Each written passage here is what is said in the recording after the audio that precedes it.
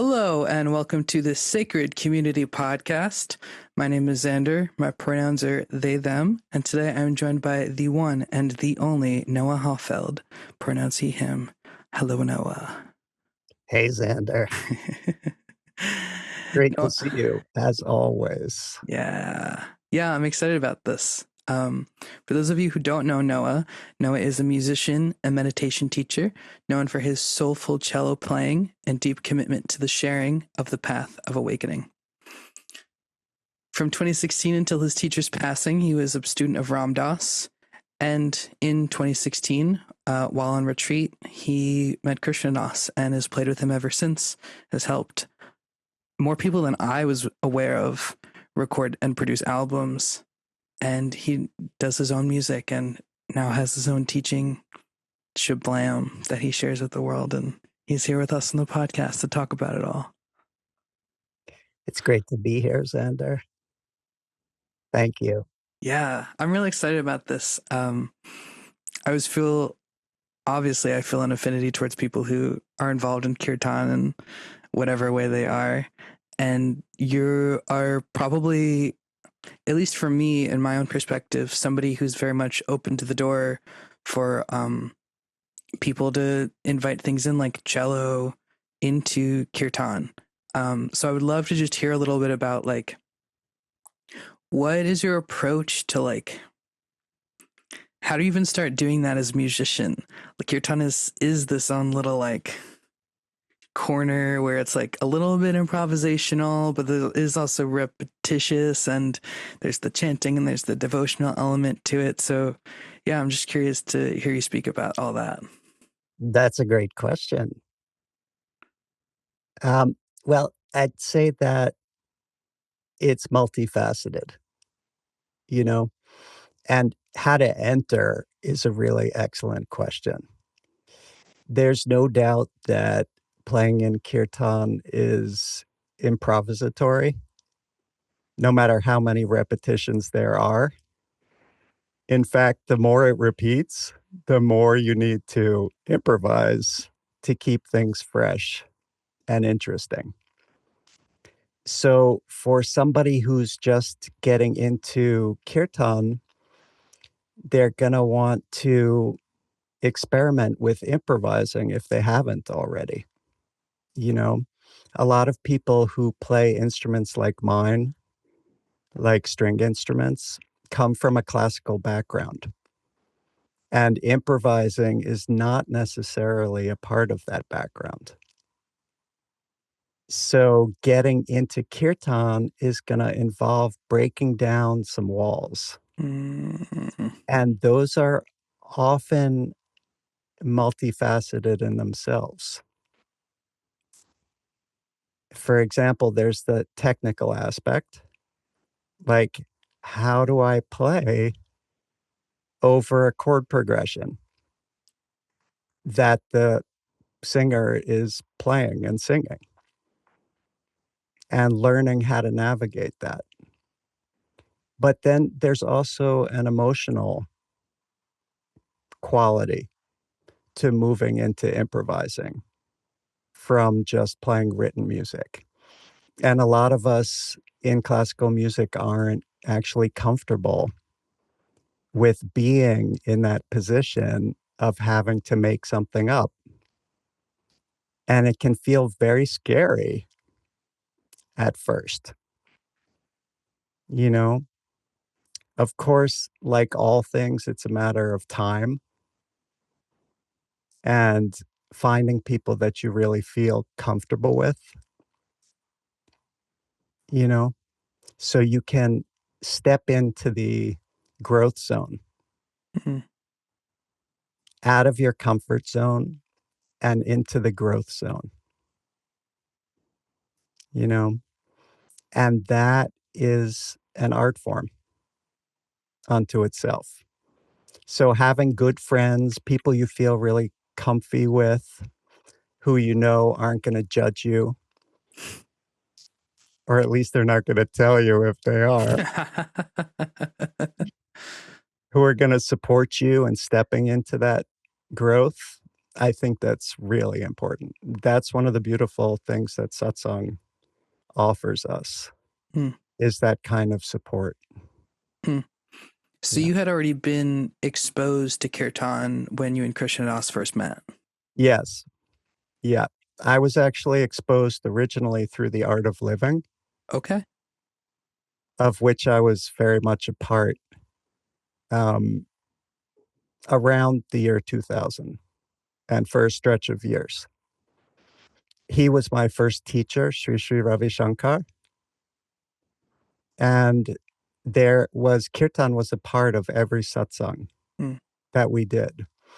And gradually I started showing up with my cello and trying to join in, you know. I had already been improvising with bands, so that part was not so foreign to me, but bringing it into a devotional setting was new and exciting, and especially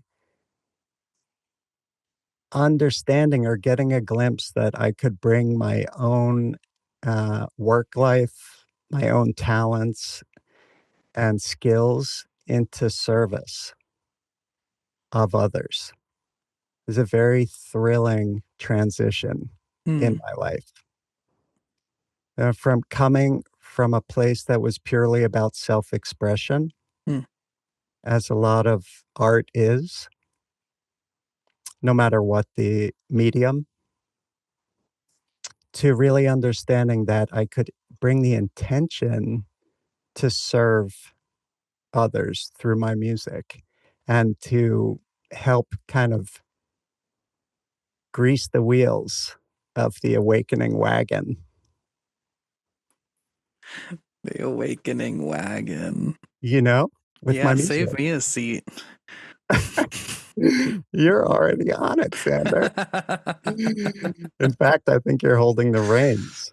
Oh Lord, watch out! I gotta. Do I get Google Maps too, or I think they just have those old Garmin things I don't, on the what? dashboard, like a hardware kind of GPS thing. All right, well, that's gonna be Googled after we finish. Wow. um, yeah. Generation gap. You- um, yeah. I mean, I really appreciate you pointing out that difference in approach to kirtan because something I know I've been bouncing around with a lot in my own contemplations, if that's what you want to call my brain thinking about things. Uh, is like I don't know. There's been some times when I noticed during kirtan that I kind of maybe am less focused on the mantra and maybe a little bit more honed in on the musicianship, which I often find comes with like some sense of judgment. And I know that there is a lot of like consideration that goes into kirtan not being a performance but really being a practice. Um, Yeah, so I don't know. Could you just expand on Kirtan as service like a little bit more, or like music as service even? Yes. I think you're really pointing to a couple of things there. One is that, yes, we actually need to focus on the music as well as the devotion. Okay, so that is an important part and a kind of balance that we need to achieve when we're playing. And, you know, like Sri Siddhi Ma, told one of the devotees, one of the kirtanwalas, whose name I won't mention right now because they told me the story personally, don't forget to think about the music. Of course, being around me, it's really easy to get lost in the big wow, but don't forget to think about the music.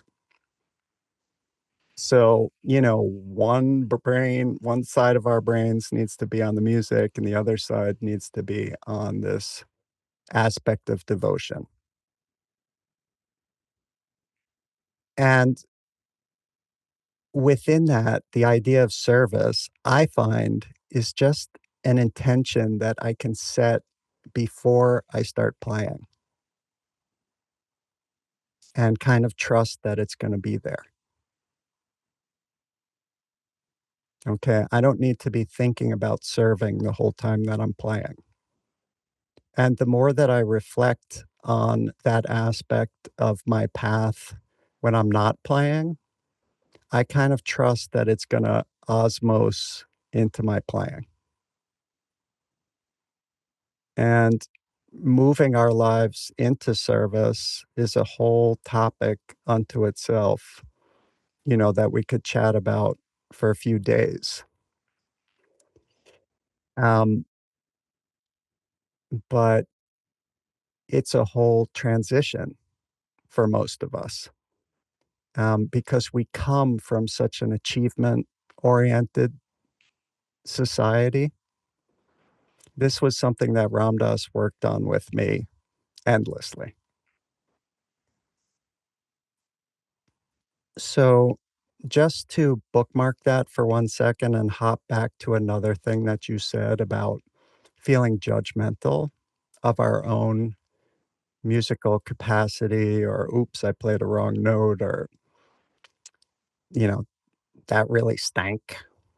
However, whatever the thoughts are that are coming up, that is our emotional world, right? And that's stuff that we can work on independently of the music and, work to heal that kind of perfectionism that we carry. That's a part of our society and conditioning as well, right? And the judging mind that Ram Dass pointed to so often is also something that we can just bring awareness to in the moment. And the more that we get in the rhythm, since we're talking about music, get in the rhythm of witnessing our judging mind, the easier it becomes to let that stuff kind of just flow through. And he would even say to love it, Mm. right? Those little schmoos, like he called them. Yeah. So that is another way that we can bring our musical life or whatever we do onto the path and not try to push any of it away, right? We're having these experiences of judging mind or yucky emotions that are coming up, in the process of doing our service or our work or wherever, and bringing awareness and love to them brings them onto the path and makes them all part of our journey. Yeah. And music is a great place to do that work, if you ask me. What I want to ask you is actually do you like, is the music and like divinity? Is the act of making the music divinity? Is the because it is such like a special, and it's something that, yeah, we do during kirtan, but also just speaks volumes beyond that, right? Like if you listen to, I don't know, whatever you listen to when you turn on Lady Gaga, like that does evoke feeling, and it does evoke like this sense of like connection beyond explanation sometimes. Uh yeah, like I don't know, from where you're sitting, where does that come from? I think that humans are naturally spiritual,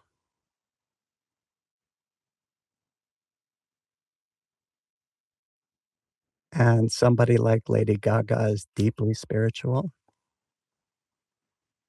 I don't know what her inner life is like or her path or whatever. I don't know if she meditates or anything like that or is into kirtan, but she's deeply connected to all of herself Mm, or a big, big chunk. And that's part of what's coming through when she sings. And she's helping us to go there too. You know, I think there are probably ways of getting more analytical about it, but I think I'll stop there. Yeah. I mean, if you think about all of these artists, they've brought us to someplace deep within ourselves, you know, really deep. And without that element in our world of what artists do, it would be a very cold place. mm, Yeah. mhm, mhm, Yeah. mhm, mhm, mhm. Don't you think? Oh, yeah. No, I know. I mean, already just look at the freaking generative AI stuff you see. It's so like, yeah, I don't know. It sucks to watch the culture shift away from art and expression and of like communion with soul and move towards like even more extractive, even more of what can we do to pull your attention and a fight for your attention. And it's just like I'd much rather see a subway car full of like art than a subway car full of like ads for stuff I don't care about, and actually seeing those ads turns me off of like, yeah. Yeah. I Sitaram, for context, we're recording this mid-February. Who knows when this has come out? But just sent out an SCP newsletter, kind of talking about AI is a big part of it. And part of what he said in it is right, like AI can't meditate for us. AI can't pray for us. Uh, I really appreciated how he talked about like, yeah, maybe um, AI can help, like, could fix my grammar if it was needed to be fixed, but like it can't set the intention behind the words that I'm really trying to give a transmission of.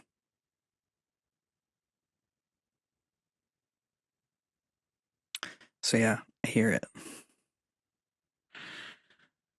Yeah. I think one thing you're pointing to is the necessity of continuing to bring this work into the world that we're all doing,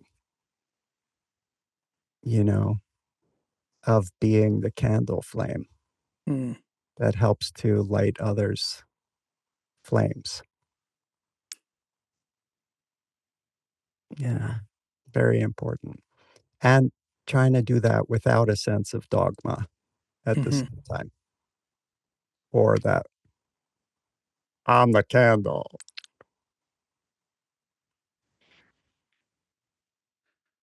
which is an interesting road in itself. Yeah. Yeah.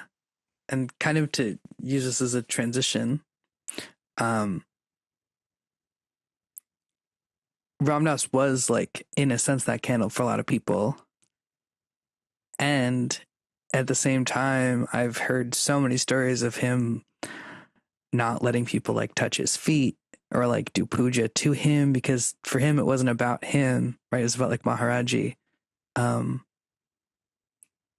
yes, I don't know. This isn't quite a question, but I'd love to just hear your reflections on like anything that's coming up for you around like Ramdas and his relationship with Maharaji and his just presence, especially those last years on Maui. Mhm. Well, that's a really fertile ground that you're opening up. And I think it's interesting to start with what I've been told, and I believe I've read, is that Maharaji told several people that Ram Dass was their guru. Mm.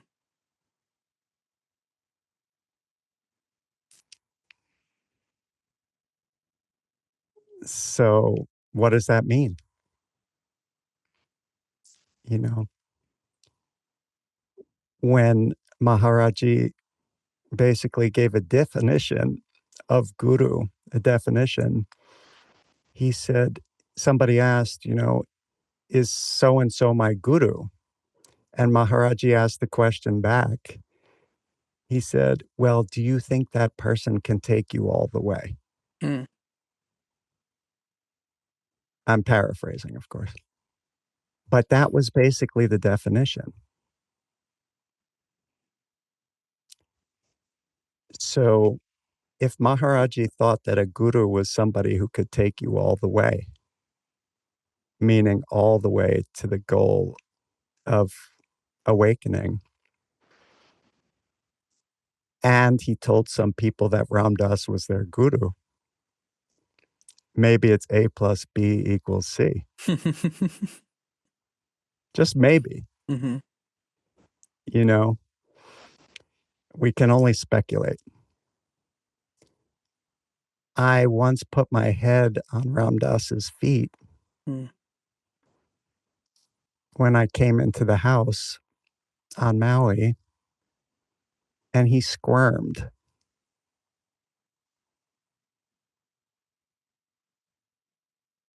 You know, he definitely didn't like it. But at the same time, he didn't push me off. He just squirmed. Mm. So there was something about that, that he was allowing me to have my perception, which was part of actually who he was, that he very much believed in allowing people to have their own experience of things and not to try to dictate to others what their experience should be,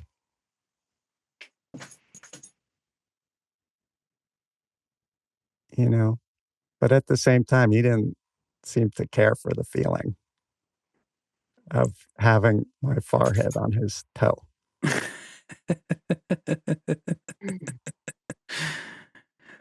Would you say that Ram Dass is your guru? That's a great question and one that I'm working through. Mm. Yeah. Mm-hmm. Mm-hmm. Because he changed my life in such a profound way. Specifically, well, I can't really say specifically because he changed it in so many ways. Mm. But one of the ways had to do with really helping me to join with the path. Mm. What do you mean when you say that? Well, I would say that I was involved in doing sadhana and spiritual study for quite some time before I met him in person.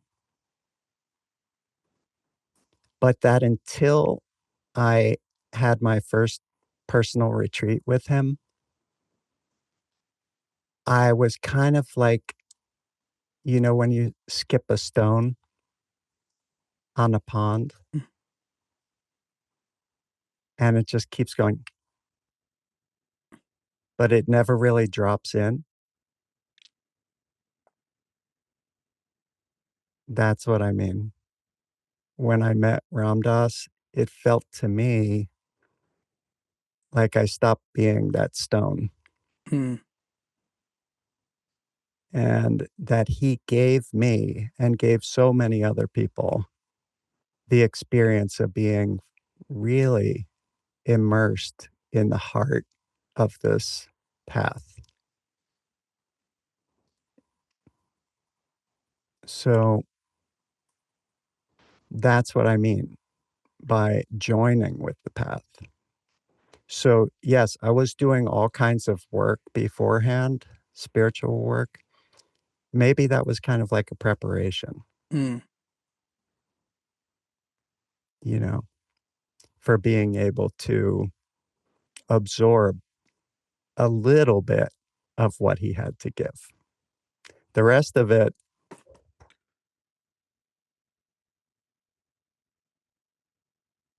For those of you listening audio only, he did a right over the head hand motion. exactly, way over the head. So that is kind of sits in the heart of that question. Hmm. Was he my guru? I think there's also the whole question of how much of that was Ramdas and how much of it was Maharaji, which is an Mm, endless mystery and a very fun one too.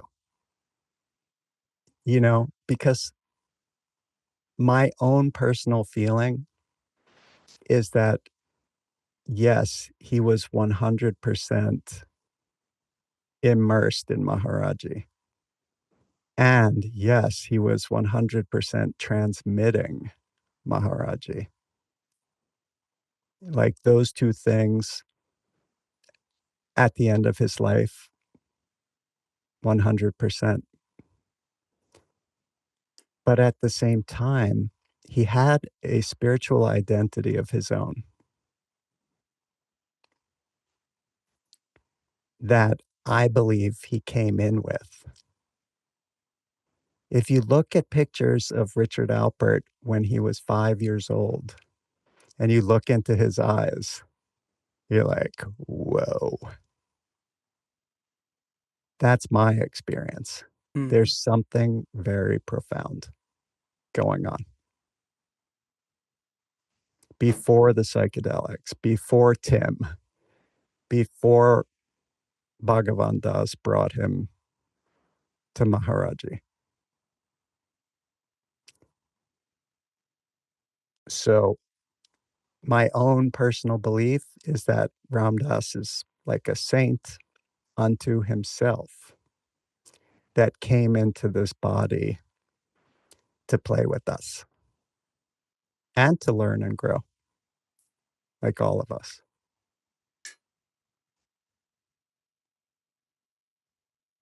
Yeah. What do you think? what do I think? I don't want to say I'm trying to think less because that's not fully true. But what I can say is that, I just got back from the house 3 weeks ago, Ram something Dass. like that. Ramdas House, yeah, Hanuman Maui.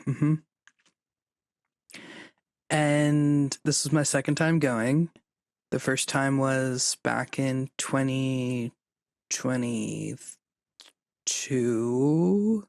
Yeah, 22. And this time I walked away both with such like an intimate sense of Ramdas himself and of feeling like being in the house with everybody else was like really being in a family unit. Like there was one night where they have dinner every night at 6:30 and Dasi was complaining about her shoulder and there was somebody who was staying in the Ohana who like did body work and he was like, "Oh, Dasi, like come bring your table out. I'll like work on your shoulder tonight." And on the same time, a lot of people were like, "Oh, we want to watch Fierce Grace." And Dasi, loves watching Ram Dass movies. So what they did was they set up the massage table like kind of next to the TV room. So like if this is the entrance, like her head is kind of like here, not quite in the room, but close enough to. And she was laying there with her eyes closed, like very much like relaxed. Like you could see a difference. She was very relaxed. And then every once in a while she'd be like, "That's Ram Dass's brother," like commenting on it without even needing to see it, knowing exactly where we are on the film. Or like looking around, we watched the KK movie one night because it had just been like released on streaming, so we watched it. And looking around and seeing Leela cuddled up with Sita Ram Dass, seeing everybody like we moved the TV into the living room so that we could all watch it because there was too many to fit in the TV room. Like that feeling of just being so divinely orchestrated to be there at the same time. Mm-hmm. I don't know if that's Ram Dass or Maharaji or what, but like it meant a lot to me and it changed how I came back. Beautiful. That family dynamic is part of what I'm writing about in my book about my experience with Ram Dass, Mm, um, which is part memoir and part guide to his teachings. And that Parvati is helping me with. That experience was something that I was super aware of at the house of too. like the family vibes. Yeah. And what my own experience of it was that it was a Maharaji magic Mm, that was happening. Of course, that's just my guess. But more importantly than that was that for me, it represented a healing mechanism within the whole magic. mm, There was almost like baked in to the energy there was a healing presence that appeared to have an intention. And of course, this is all conceptual overlay and interpretation. But my experience of it was that it wanted to help me heal my relationship to family. mm, And that all the places where I got stuck as a kid, it wanted to jump in and kind of bring this magic eraser to the drawing and rewrite the picture. And it did that, you know? And although my own upbringing wasn't especially harsh or horrible, the places where it was still difficult, it was like that magical power wanted me to see that it could be different, mm, you know? And I think that that is kind of similar to what a lot of the Westerners in the '70s experienced when they went to India, that they saw that unconditional love in a family was possible. mm, Whereas in most of our experience, and this is not too harsh on our parents in any way because they learned it from their parents, the love wasn't conditional. It was just like Ram Dass said, his mother would ration the love. You know, you behave the way I want you to behave, you'll get your favorite foods. You don't, and I'm pulling my love and those foods back. So I think the house, something very special was going on there and still going on. still going on. It's still going on. Yeah. I'm curious, and I'm gonna ask about a different aspect of it after this question, but Yeah. Ram Dass's teaching is of loving awareness. I don't know. How did you even sit with that at the time? How do you even sit Um, with that now? It's another great question and also multifaceted one. I think to start with, back then, you know, first of all, I had my first heart to heart with Ram Dass in the mid 2000s, Like a Skype heart to heart? just the telephone. Okay. Yeah. And and then I didn't go to the house until 2016. So, but I got my first dose of loving awareness from him on the telephone. And I think the first thing to say about it is that it was a matter of direct transmission Mm. and not a concept at all. So Ramdas was fully immersed in that state and he shared it with all of us. Okay. Of course, publicly, he gave teachings about loving awareness. But in person, he transmitted that loving awareness. Mm.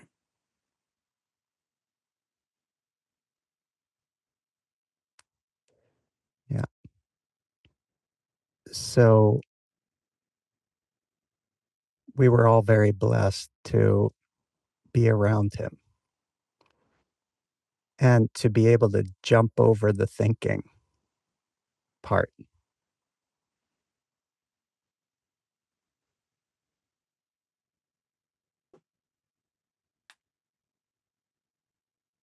And I believe that presence is still available. And it's especially available through all of us who were with him and absorbed it deeply. So it's like a living thread in the world. Mm. And it's also good to think about loving awareness and to cultivate it through our practice. And to think about what Ram Dass called the soul and how can we get more into it and live in it and through it and Mhm. see with the eyes of the soul Mhm. that see everyone as souls too, you know, and getting out of our judging minds because the soul loves everyone and loves everything. Like Ram Dass said, even this carpet. I love this carpet, he would say, you know, and he didn't just mean it was fabulous. It was that he actually felt love for everyone and everything from that place of loving awareness. And that is a path that's open to all of us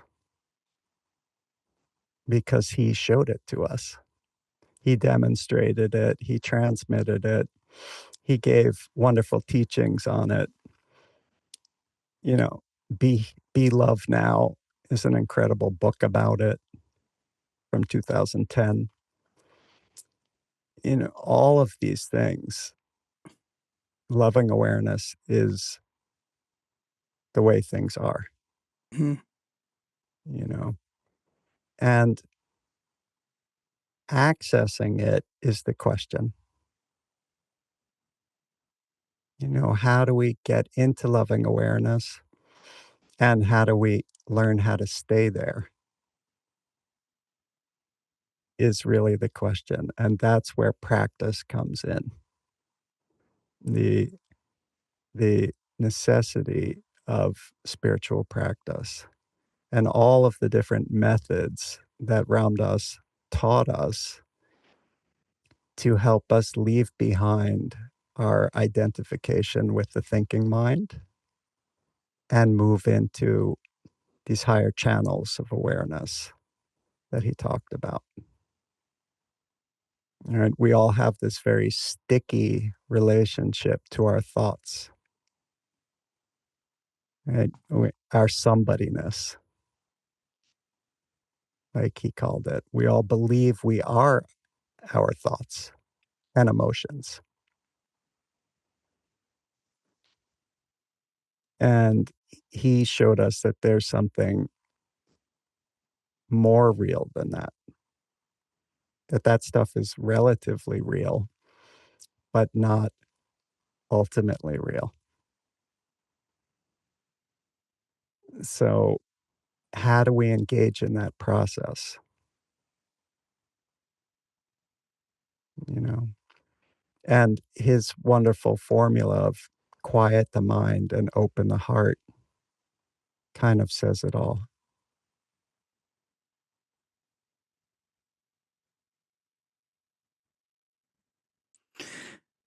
Yeah, I appreciate you bringing that all up. Uh, It was a lot, I know. it was, well, I read some, this is maybe all brain stuff, so, but here we are. Uh, I read some Substack article recently from somebody that was about like love shouldn't be unconditional. And I didn't agree with a lot of what they were saying in it, but part of what I've been exploring personally has been this practice of discernment.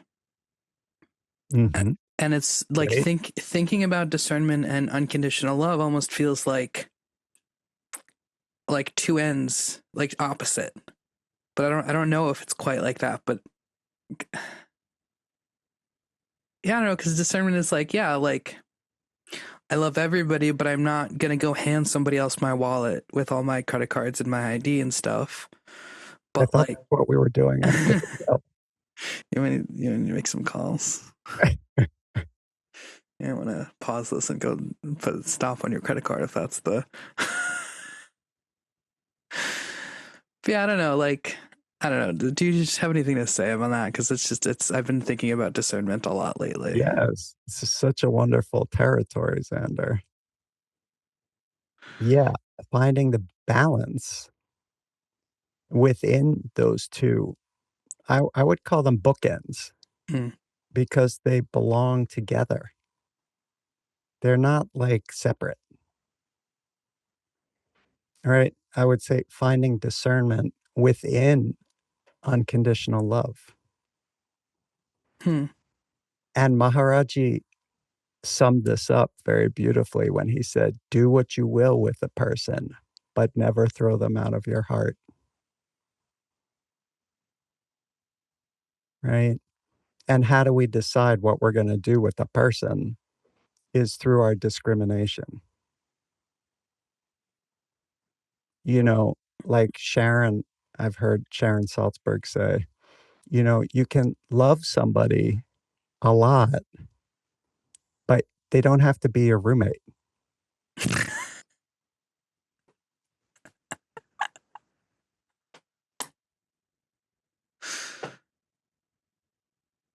You know what I'm saying? I do. Yeah. We can hold unconditional love for everyone and everything and still take appropriate action to A, protect ourselves from harmful behavior, and B, help others by not being a doormat because people need that too. If we're just allowing somebody to step on us, that's not helping them, right? They may think it is, but it's not actually helping them. It's not helping them to grow, and they're generating lots of negative karma by doing that. And we need to stand up for ourselves and speak clearly about our needs and wants And in order to do that, we need the power of discrimination. We need to cultivate that aspect of our higher intelligence, our buddhi, from which discrimination flows. So, in that process of cultivating it, we start to see more clearly what action to take, what skillful means to employ in a situation. We can see more clearly what's going on and sidestep a lot of unnecessary, difficult experiences because our minds are online, right? We don't ever want to cast aside our minds just because we're on the path of devotion, Mm-hmm. right? We need our minds to help us navigate in this world. We need discrimination. So there's something in Buddhism called idiot compassion. This is a new term for me. Yeah. So that's thinking that just being nice to everybody is compassion, Mm.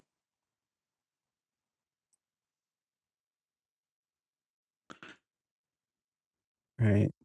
Actually holding your seat and being true to yourself while holding love and compassion for all beings to the best of your ability, that's true compassion, Mm-hmm.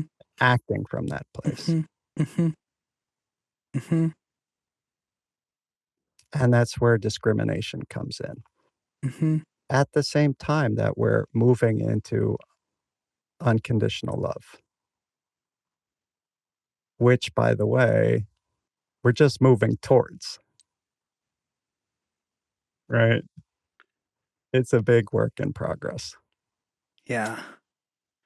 Yeah. So, but that I think is the path, right? Kind of merging those two, head and heart, together, never leaving one for the other. Mm. And Ram Dass said, the mind is a terrible master, but an excellent servant, or something to that effect. Something to that effect. Yeah.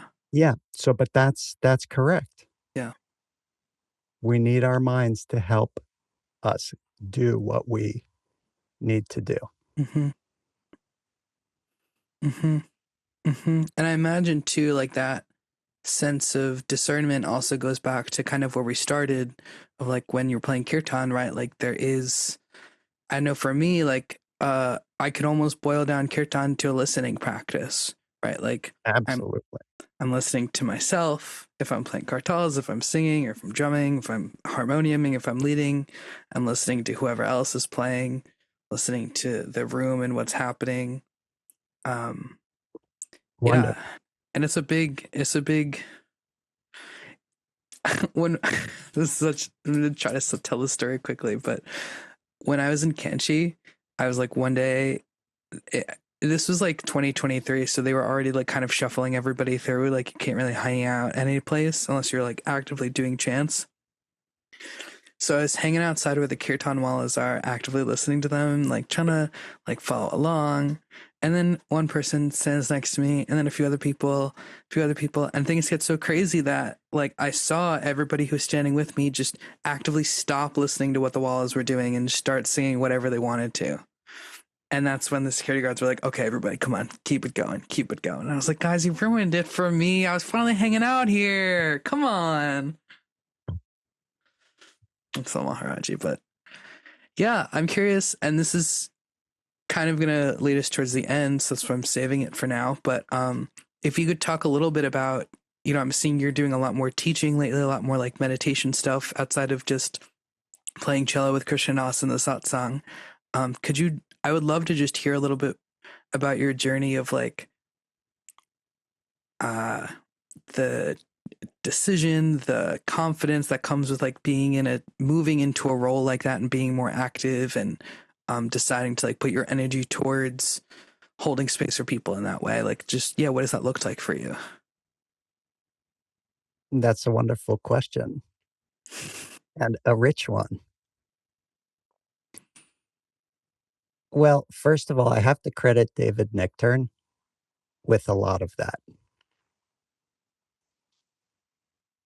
And even before that, Ram Dass sent me to David, Mm, which was very interesting mm, because I was hanging out at the house and having dinner with him. And Govinda asked me, Noah, would you ever think about moving to Maui? And I was like, oh, I would love to move to Maui. But, there's a lot of things on the East Coast that are happening that are important. There's my folks live there. Krishna Das is there. And there's a lot of wonderful teachers that I'm learning from. And right then, you know, just a parentheses, Krishna Das is surrounded by great teachers all the time, including being one. So I was constantly being exposed to incredible teachers like mm. Sharon and Joseph and, these incredible people, Bob Thurman, and learning so much. But right in that moment, Ram Dass raised his hand in front of him and he started playing air guitar.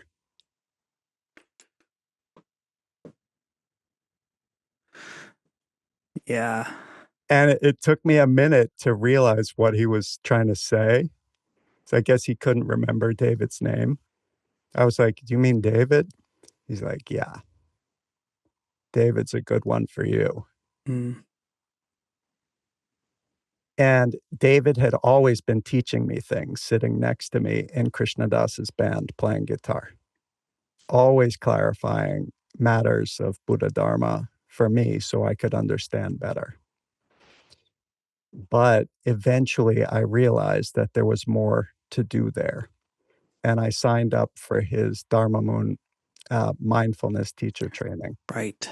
which is Right. a program that I recommend to everybody. And I'm not getting paid to do that. No affiliate link. No, that is a wonderful program. And I learned so much through that. Most of all, what it somehow gave me was the feeling of what it feels like to have something to share with others. I learned, of course, how to teach mindfulness, which is incredibly wonderful tool to share with people and which I do every week. And I love that. I'm very involved in that.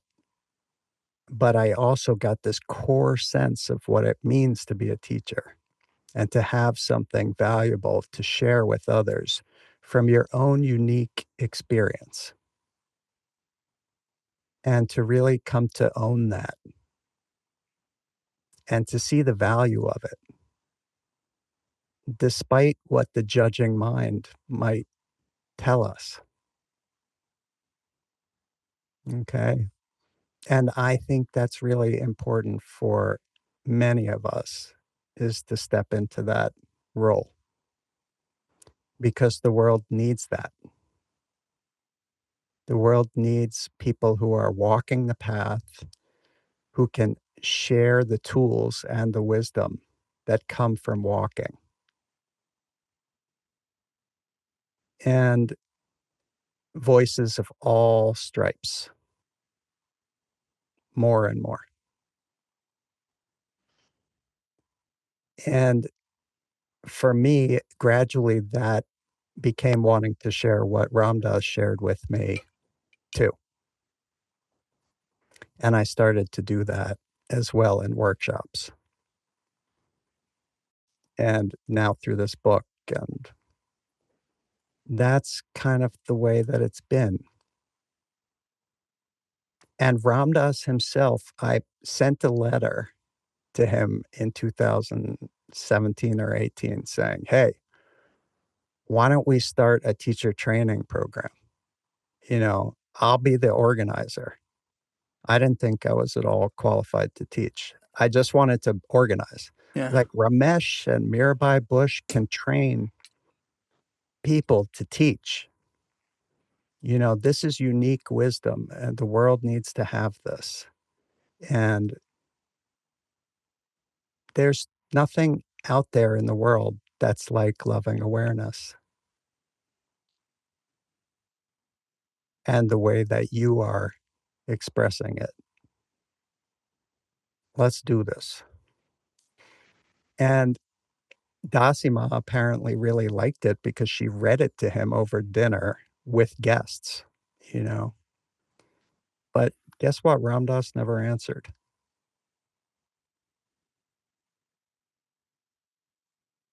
And I can only guess why, you know. Part of it, I think, is that Maharaji had told him not to have any ashrams or disciples or, and he wanted to protect his own mind from that.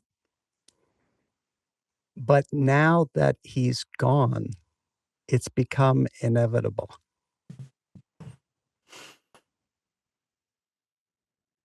Because he gave us this tremendous gift.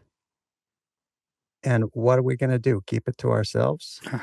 Yes. No. No. Yeah. I don't think so. No, definitely not. That's the way the candle flame thing works. Mm-hmm. Right? It would be like, Maharaji told him, don't talk about me. And what did he do? He couldn't stop talking about Maharaji. Right. It would be the same. Mm-hmm. Imagine not sharing this. Right. Right. Right. And it's a big, I think, push behind the Sacred Community Project as well. Similarly, like. Exactly.